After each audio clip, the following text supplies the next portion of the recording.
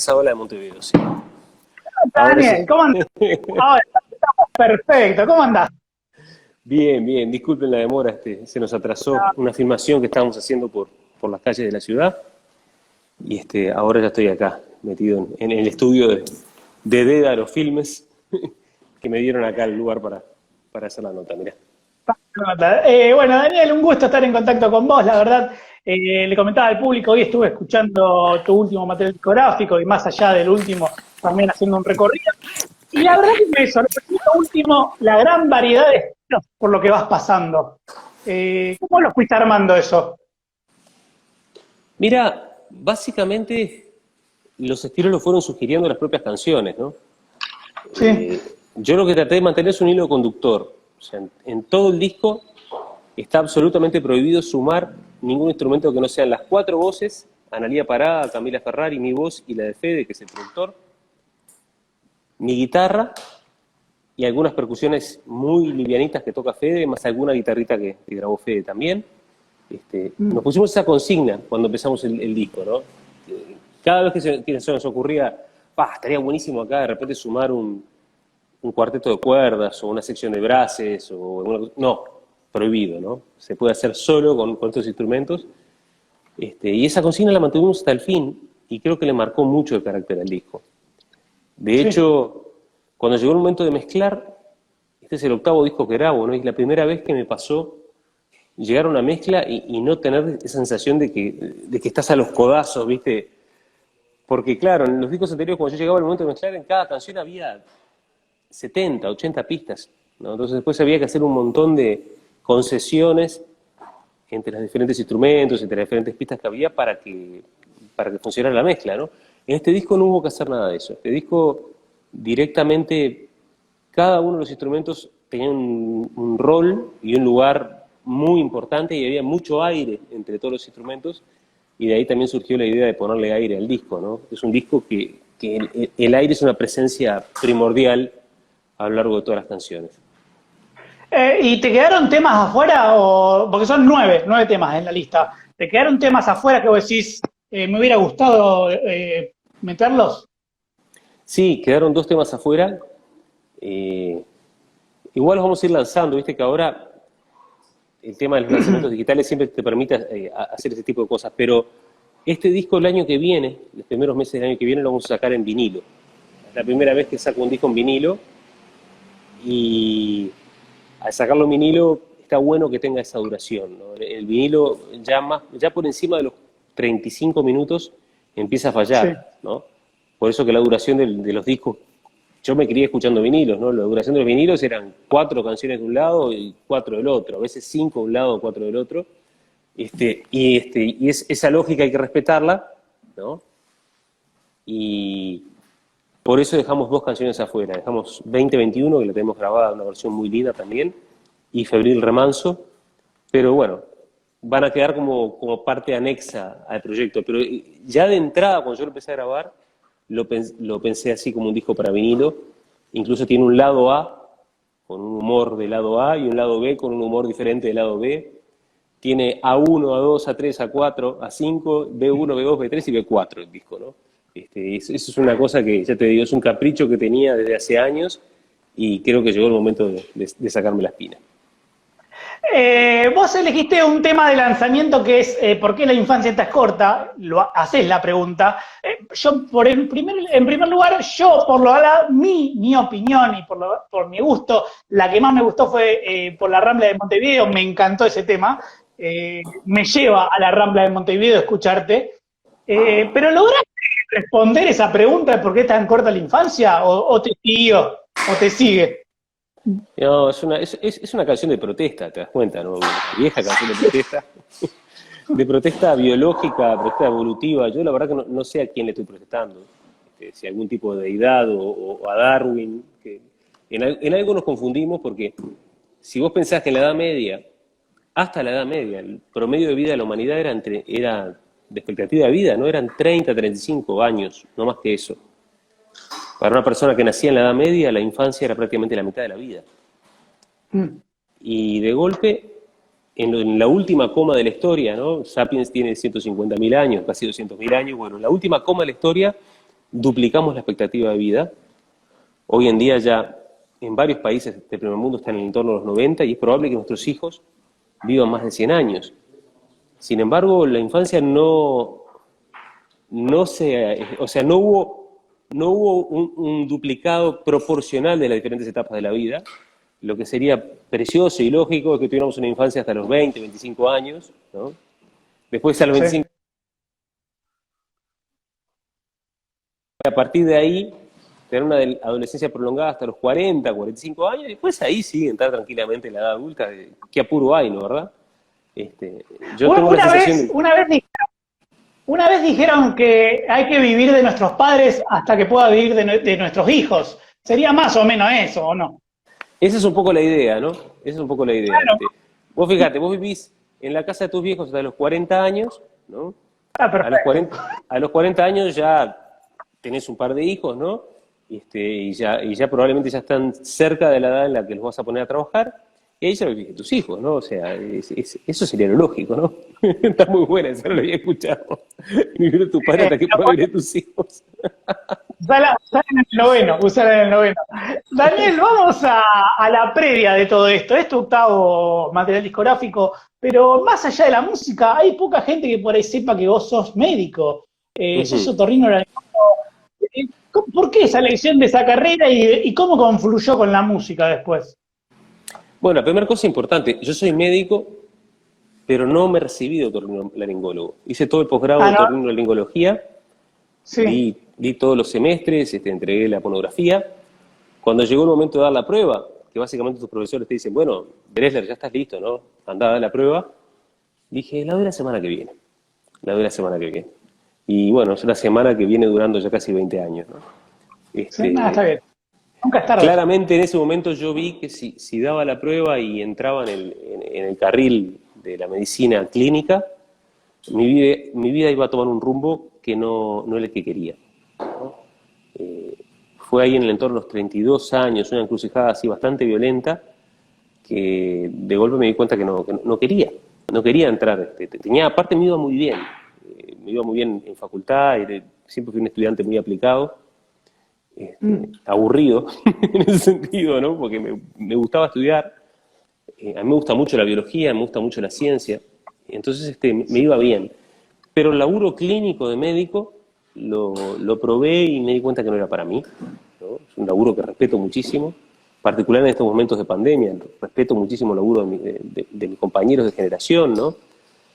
Pero en ese momento, a los 32 años, mirá, leí una nota de Sting, una nota que le hacían a Sting, en la que el tipo decía que él a sus 23, 24 años, él era maestro de escuela, se dio cuenta que podía predecir cómo iba a ser su vida en los próximos 40 años. Y que eso le dio un pánico tan grande que abandonó la docencia.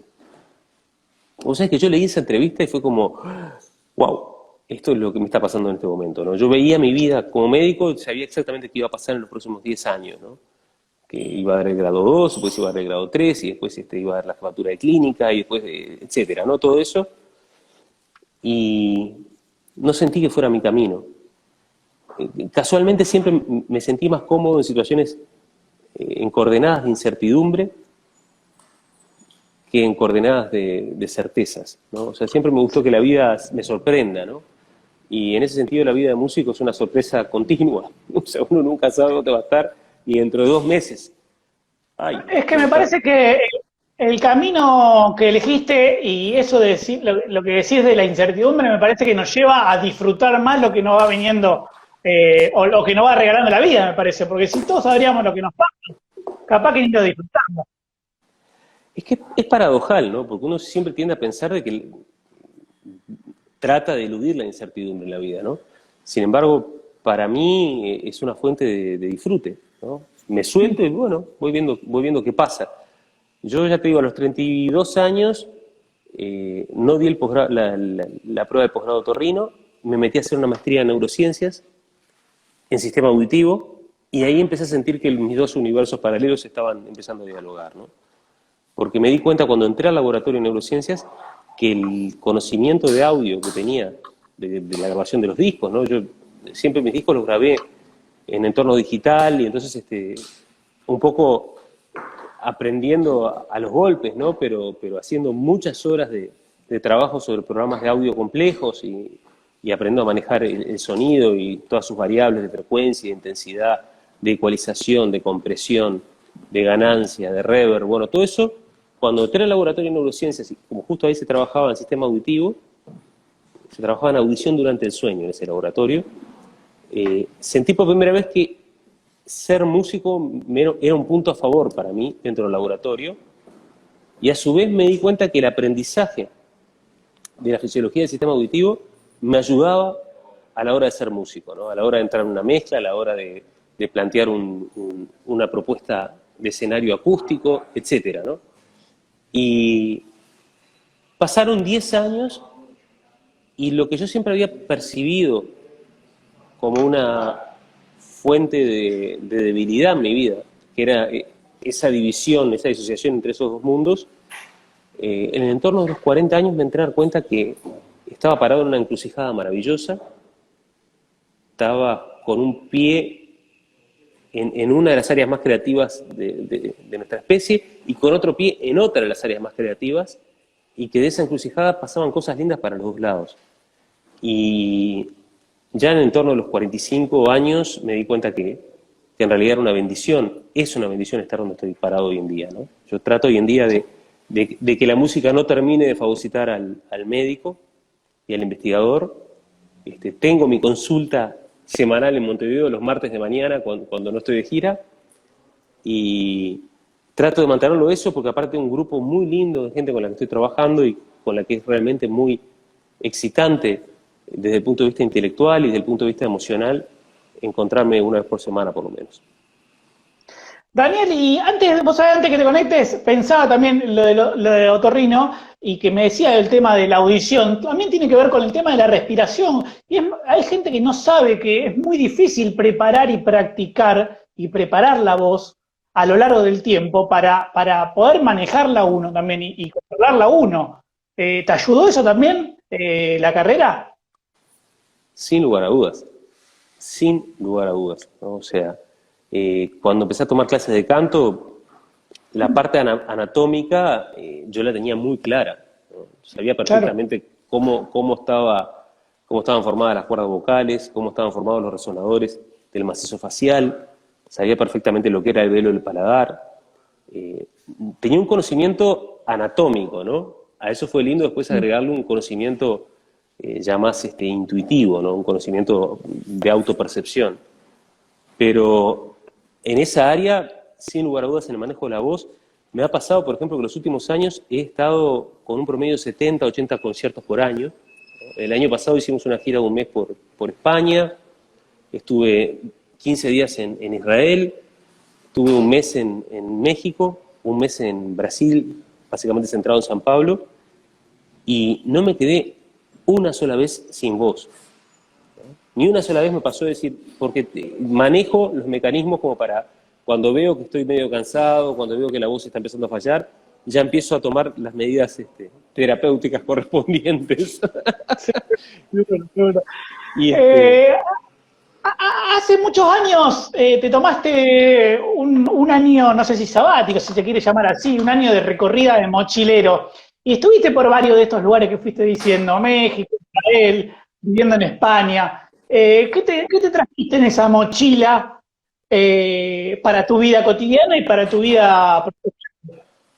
Bueno, mira, hablaste de mochilero, hablaste de ser errante, y justo entró mi amigo Jonah Méndez desde Costa Rica, que es un paradigma de un errante que anda dando vueltas por ahí con su casa en la mochila, digamos. Así que le quiero mandar un beso bien grande a Jonah, a mi querido amigo Jonah. Fue un año muy importante en mi vida, fue un año iniciático en varios sentidos, ¿no? Yo ya había entrado a la facultad, había cursado primer año y segundo año, y en determinado momento sentí como la necesidad de parar con todo eso y salir a buscar respuestas a qué era lo que quería en mi vida, ¿no? Tuve un año dando vueltas por ahí, y cuando volví de ese año, obviamente que tenía las cosas más confusas todavía de lo que las tenía antes de irme. Pero viniste con un viaje. Vine con un montón de experiencias arriba, trabajé en una fábrica de chatarra en Tel Aviv, trabajé en un restaurante en Torrevieja, en España, trabajé en una fábrica textil en la parte de empacado en Londres, cerca de la estación de Old City, en el este de Londres, y viajé un montón, bueno, después trabajé juntando sillas en la playa, pero en medio de todo eso, un día un amigo me dijo, pero vos tocás la guitarra, me dice, ¿qué estás haciendo trabajando acá? Me dice, andá a la peatonal a tocar. Le digo, sí, le digo, me dice, sí, andá, vas a ver, te va a ir mucho mejor que acá. Y me fui a la peatonal Bien Yehuda, en Jerusalén, y puse un gorrito, y me puse a tocar las 3 canciones que sabía en ese momento, que eran Oye cómo va, de Santana, Orejas de Chichito Cabral, que tiene los mismos acordes básicamente que Oye cómo va, la canción tradicional uruguaya, y Sí de Jaime Ross, ¿no? Eran un candombe y 2 canciones medias así como folk, y piré. O sea, en una hora empezaron a caer billetes en el sombrero, y cuando quise ver, en una hora había hecho lo mismo que hacía de sueldo trabajando en la fábrica 8 horas, ¿no? Y ese fue el inicio de un camino sin retorno, ¿no? A partir de ahí, el resto del viaje me pasé tocando en los metros de París, en los metros de Londres, toqué también un tiempito en España. Fue la primera vez que entendí que la música también podía ser una profesión, ¿no? Yo venía de un entorno de una casa con un padre médico, una madre médico, bueno, mi hermano mayor, Jorge, también estudiante de medicina, en ese momento ya recibido de médico, mi hermana odontóloga, el de una Rodeado. profesión académica, universitaria, ¿no? Y de golpe dije, wow, se puede vivir de hacer música. Entonces a partir de ahí no hubo forma de volver atrás, no hubo forma de volver atrás. Mencionaste tus hermanos, sos el más chico. ¿Cómo fue crecer con ellos? ¿Qué se escuchaba? La música, más allá de lo que decís que es un ambiente muy científico, muy médico, ¿cómo era el momento de relax de la familia? ¿Qué música se escuchaba? Hablaste por ahí de Jaime Ross, también me imagino que eso habrá sido tu crecimiento. ¿Cómo era esa reunión familiar? Bueno, primero te quiero aclarar que soy el más chico de la primera tanda, ¿no? Claro, después tenés uno más. Después está Diego, que es 10 años menor, que también es músico, con el que Sí. hemos compartido también un montón de cosas. Es arquitecto, pero también se dedicó a la música. Es como una especie de hobby familiar, ¿no? Estudiar una carrera para después no ejercerla. La verdad que no lo recomiendo, pero bueno, así se dio entre Está bien, nosotros. pero Y le fue bien. claro, te estaba haciendo como una introducción vos me preguntaste qué era lo que se escuchaba, y claro, lo que se escuchaba era un reflejo de esas 2 vertientes de mi familia. Mi padre escuchaba Claro. básicamente música clásica, mucha música clásica, ¿no? Le gustaba mucho Beethoven, le gustaba mucho Wagner, le gustaba mucho Chopin, le gustaba mucho Bach también, se escuchaba mucho Bach en casa, se escuchaba un gran paneo así de música clásica centroeuropea. Más, a mi hijo también le gustaba el jazz, y le gustaban los Negro Spirituals, y casualmente tenía un par de cintas, tenía un grabador de carrete de cinta abierta, con los 3 primeros discos de los Beatles. Con los 3 primeros discos de los Beatles grabados enteros ahí, que eso fue una cosa que en la infancia le dimos para arriba y para abajo. Y mi Lo vieja rayaron. tenía, no había forma de rayarlo por una cinta, la gastamos, digamos, ¿no? Pero y mi vieja era más como del palo folclórico y del rollo militante de la década de 60. Entonces en casa ahí estaban los discos de Daniel Viglietti, estaban los discos de Atahualpa Yupanqui, los discos brasileños también, de Orival Caymmi, de Chico Buarque, de Antonio Carlos Jobim. Entonces entre esos 2 mundos, entre esa intersección se dio, y, bueno, inclusive Daniel Viglietti era amigo, era una presencia que estaba ahí, era como una especie. Yo después de grande tuve el honor de poder tocar con él y poder hacer proyectos musicales juntos, pero para mí siempre había sido como el tío Daniel, ¿no? Y Estaba diciendo, este sería el lado B de la nota. ahí va, es una nota formato vinilo, tiene el lado A y ahora empieza el lado B.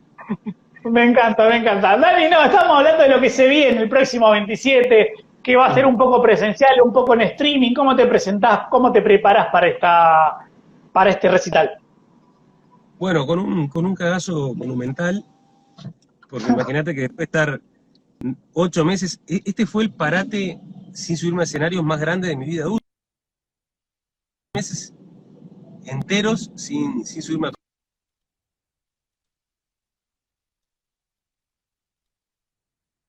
que es en 2 dimensiones. Es presencial para el público acá de la sala del museo y después por streaming para afuera. Entonces, al desafío de volver a tocarlo, tengo que tomar el desafío de manejar un formato que obviamente no conozco todavía. Entonces, nada, una expectativa enorme, un cosquilleo en la boca del estómago, como si fuera la primera vez que voy a tocar, ¿no? Así que Sí. vamos a ver qué pasa el 27. Más allá de este tiempo que no estuviste tocando, estos 8 meses, previo a esto, ¿te sigues pasando ese cosquilleo en la previa de un recital? Después de tanto tiempo, ¿te sigue subiendo algo? Sí, sin lugar a dudas, Es, pero no con la intensidad con la que lo tengo ahora, ¿no? Digo, claro. ayer toqué en Paysandú en un festival Sí. y el desgaste previo, ¿no? de la concentración para entrar en situación de concierto fue enorme, enorme. Cuando en realidad si vos venís rodando, ¿no? Y estás haciendo 7, 8 conciertos por mes, siempre antes de subirte sentís un pequeño cosquilleo, pero no es para nada lo mismo, ¿no? Seguro. Y ni te digo esto, que encima sabés que va a ser filmado, que va a salir para afuera. Estamos viendo cómo hacer el formato de interacción con el público que está del otro lado también, ¿no? Vamos a tener una pantalla, un monitor arriba del escenario, y entre canción y canción yo voy a ir hablando con la gente que se vaya comunicando. Así que nada, la expectativa es enorme y también la alegría, ¿no? El agradecimiento a cómo se vienen haciendo las cosas acá en Uruguay de que pueda haber un concierto presencial, ¿no? Vamos a tocar en Seguro. una sala para 200, o sea, es una sala para 800 personas, pero con un aforo limitado a 200 personas, y eso lo permite de que, bueno, que se estableció un protocolo que permitió ir retomando este tipo de actividades, ¿no?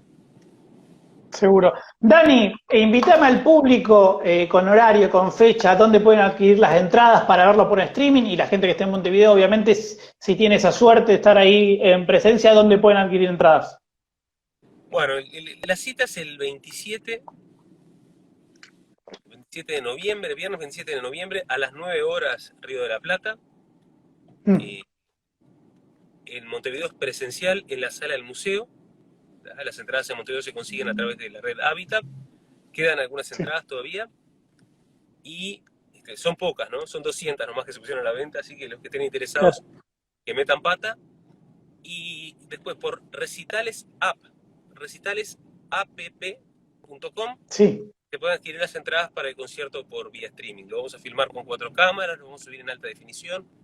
Un poco la idea es que la experiencia de que lo vea por streaming sea lo más parecida posible a la de un concierto presencial, ¿no? seguro, seguro.